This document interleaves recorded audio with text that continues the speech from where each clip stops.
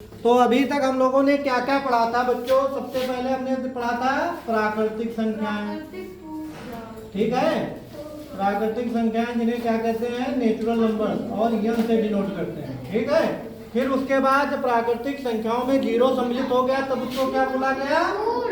पूर्ण संख्याएं। पूर्ण संख्याओं को कैसे दिखाया गया?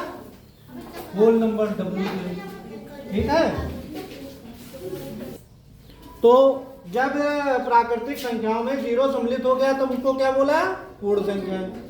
और इसी प्रकार से जब और जो है निगेटिव कंडीशंस को डिनोट करने के लिए हमने ऋणात्मक पूर्णांकों को भी शामिल कर लिया, तब उसको क्या बोला? पूर्णांक। और उसको कैसे डिनोट किया? इंटीजर्स। इंटीजर्स इंग्लिश में कहते हैं तो इंटीजर्स का आई, ठीक है। अब ये हो गया इतना। तो इसके बाद भी जैसे हम लोग जब गिनती गिनते थे तो उसमें बहुत सारी कंडीशन ऐसी आ जाती थी, जैसे एक पूरी चीज़ है, अब इसको बांटा गया 4 हिस्सों में और एक चौथा हिस्सा किसी को मिला, तो इसको दिखाने के लिए किस चीज़ का प्रयोग करते थे? भिन्न का। 1/4 जैसे है, इसको क्या कहेंगे? 1/4।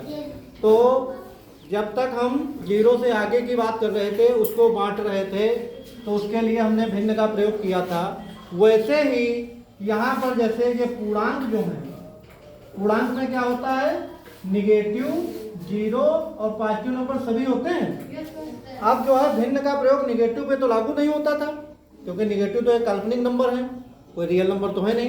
तो ऐसी कंडीशन में जैसे समुद्र तल से ऊंचाई को अगर हम पॉजिटिव माने और समुद्र तल से गहराई को कल हम बता रहे थे निगेटिव मानेंगे, अगर दाहिनी दिशा में पॉजिटिव मान रहे हैं तो अगर उल्टा दिशा में चले गए रॉन्ग साइड में तो उसको माइनस से दिखाते थे।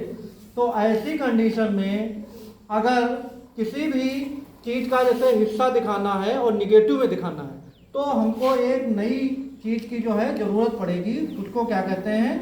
परिमेय संख्या। परिमेय संख्या क्या है?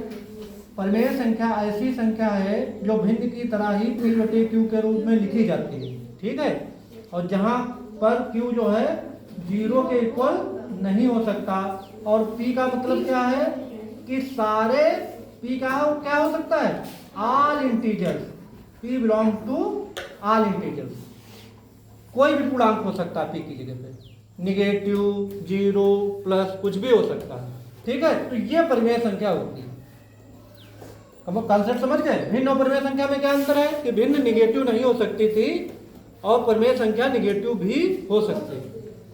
किसी भी काल्पनिक जो ऋणात्मक संख्या होती है, काल्पनिक होती है ना, तो उनको डिनोट करने के लिए जिस भिन्न को भिन्नात्मक रूप का प्रयोग करते हैं वो भी परिमेय संख्या में सम्मिलित है, ठीक है।